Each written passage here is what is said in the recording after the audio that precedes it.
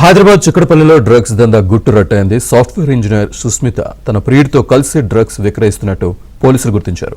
నలుగురిని అదుపులోకి తీసుకుని 4 లక్షలు విలువ చేసే డ్రగ్స్ స్వాధీనం చేసుకున్నారు.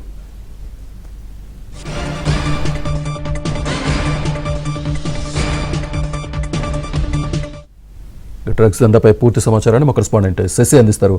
శశి, న్యూ ఇయర్ వేడుకలు దగ్గర పడుతూ ఉండడంతో నార్కోటిక్ పోలీసులతో పాటు ఆ తర్వాత లా అండ్ ఆర్డర్ పోలీసులు కూడా డ్రగ్స్ మీద ప్రత్యేక నిఘా ఉంచారు. ఇదే నేపథ్యంలో చిక్కడపల్లి పోలీస్ స్టేషన్ పరిధిలో డ్రగ్స్ నెట్వర్క్ ను గుట్టురట్టు చేశారు. ఈ డ్రగ్ నెట్వర్క్ లో 4 నిందితులను అదుపులోకి తీసుకుని 4 నిందితులను కూడా ప్రజెంట్ రిమాండ్కి తరలించారు. ఈ 4 వద్ద సుమారుగా 4 లక్షల రూపాయలు విలువ చేసేటటువంటి డ్రగ్స్ ను స్వాధీనం చేసుకున్నారు.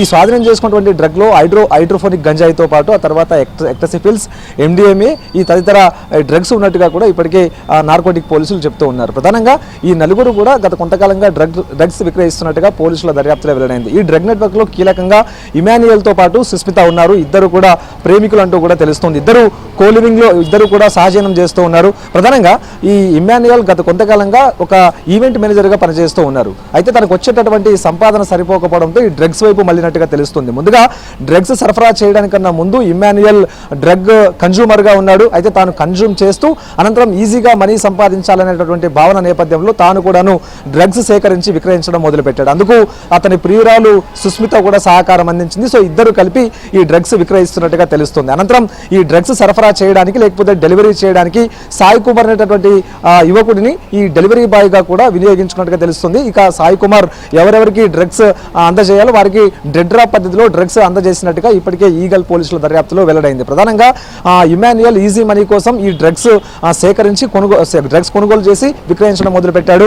అయితే వివిధ రకాల డ్రగ్ ఫెడ్లర్ల నుంచి డ్రగ్స్ కొనుగోలు చేయడం, ఇక అనుమానం రాకుండా USDT ద్వారా చెల్లింపులు చేసి అనంతరం పార్సిల్స్ ద్వారా కొరియర్ పార్సిల్స్ ద్వారా ఈ డ్రగ్స్ ను నగరానికి తెప్పించేవాడు. అనంతరం తనకు ఉన్నటువంటి నెట్వర్క్ లిస్ట్ లో ఎవరెవరికైతే డ్రగ్స్ విక్రయించాలో వారికి డ్రగ్స్ విక్రయించేవాడు. ఆ తర్వాత ఈ సాయి కుమార్ వాటిని డ్రగ్స్ తీసుకుని వెళ్ళడం, ఆ తర్వాత వాటిని అంతటినీ కూడా డెడ్ డ్రాప్ పద్ధతిలో వినియోగదారులకు అప్పగించడం లాంటివి చేస్తూ ఉండేవాడు. అయితే ఇమాన్యుయల్ లేని సమయంలో సుస్మిత ఆ బాధ్యతను భుజానికి వేసుకుని ఇమాన్యుయల్ లేని సమయంలో సుస్మిత ఈ డ్రగ్స్ విక్రయించినట్టుగా తెలుస్తుంది.